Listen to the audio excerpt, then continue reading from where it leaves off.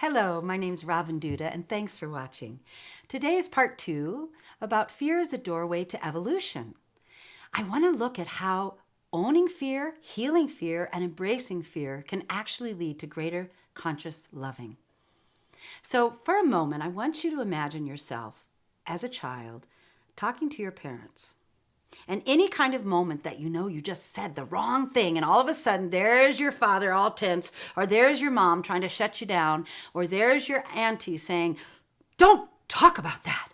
And your own body goes into a freeze or an anxiety, or your throat stops being able to express what you really wanted to say.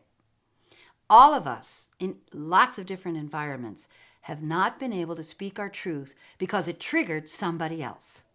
So if we take that understanding of conditioning and we imagine now trying to be close to somebody and you're dancing around their fear, what do you think that's going to create? We have a situation where people don't know how to be close because they're not willing to trigger somebody else's anxiety or fear or their own fear by speaking their own truth. And this creates what we've all seen many, many moments like a sitcom, that we're just bumping into each other, trying to dance around each other's triggers, and nobody's really saying what they feel, they need, what they want. So I've had to deconstruct this in my life to really grow in love with my husband.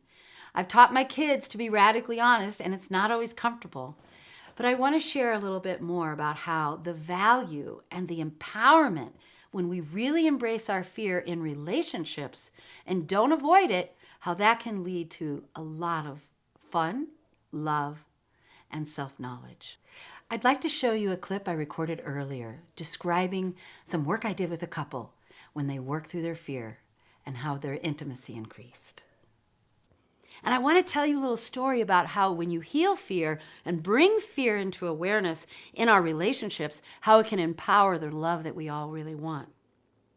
I worked with a couple that in their 50s, late 50s, had never been able to get really, really intimate and close to the level they both really wanted.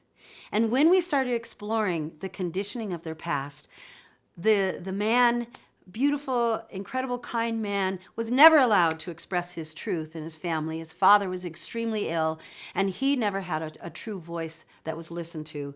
And from other kinds of experiences of healing his cancer, he came to realize that he never valued his own truth, his own emotions. So when he came to his wife, he couldn't even speak his feelings or fears because he had never given himself permission to have them. His wife was raised in a very brutal family, that every time the truth was spoken emotionally or expressed or cried or screamed, or someone protested what the father was doing, the children were beaten. So she learned to just absolutely shut down her voice. And she began then to realize that everything she wanted from her husband, she immediately assumed if she spoke it out loud, she was going to be punished. So these were patterns from their past that were keeping them from ever speaking their emotional needs and ever moving through their fear together in the relationship as part of their loving of each other. So we started working very deeply. How do you let yourself have your fear in the moment, express it to each other, and really drop into present time and pull back that projection from the past trauma that you're putting in the moment? So they worked with me for about 6 months, and they learned how to do that. So their relationship went from a very numb, nice, kind, cooperative state to a deepened state of connecting in their bodies, opening their hearts, being vulnerable, being willing to express their fears and their needs and their wants, and realizing they didn't have to be controlled by the past conditioning of their childhood in their present intimacy.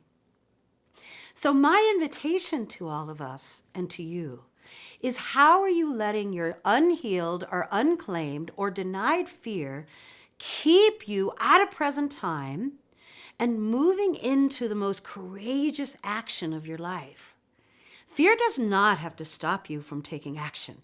Fear actually can inform you of what you need to complete from the past. That's a big lie. Lies like this: when I'm afraid, I'm weak. When I'm afraid, my needs will never get met. When I have fear, I'm not in love. When I have fear, I'm bad. If I have fear that someone's going to take advantage of me and control me, These are all lies. Might be experiences you've had, but if you believe them as the truth, you're just going to keep repeating that in every moment that comes up and comes up and comes up. You're just going to be relaying the past into the present. So I invite us to let fear become your teacher of what you're trying to heal and resolve. And then what starts to build in our hearts is courage. I know that I'm in courageous action when my fear is tingling in my body. Not that I'm after creating a lot of anxiety and fear in my life, but I know that if I'm expanding, fear is one of those doorways that I'm going to have to walk through, and I invite it. I don't run from it anymore because I have so much more fun as a courageous lover of life than letting my fear avoid life, letting my fear control my life, letting my fear shut my voice down.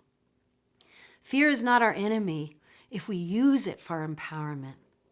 And I can't wait to see any of you decide that courage is the path with fear instead of avoiding your true nature. Thank you so much for watching. These are exciting times. And I ask you, what do you need to love today?